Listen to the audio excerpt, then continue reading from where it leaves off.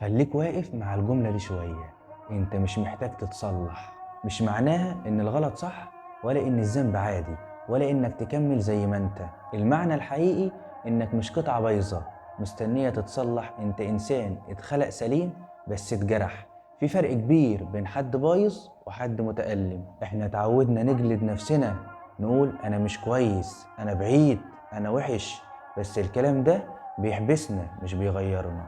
ربنا ما قالش تعالى لما تبقى كامل، ربنا قال تعالى وانا اقويك.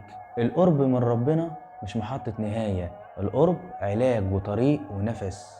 عارف ليه بنهرب احيانا؟ علشان فاكرين ان الرجوع معناه فضيحة وحساب، بس الحقيقة ان الرجوع معناه سترة وتخفيف واحتواء. انت مش محتاج تبقى حد تاني ولا نسخة احسن فجأة، ولا انك تغير كل حاجة في يوم. محتاج بس تعترف انك تعبان وانك محتاج ربنا زي ما انت، مش زي ما بتحلم تبقى. اكتر مكان امن في حياتك هو انك تبقى ضعيف قدام ربنا، ومن هناك بس تبدأ تتصلح من غير ما تحس. وما تنساش تصلي على النبي. سلام.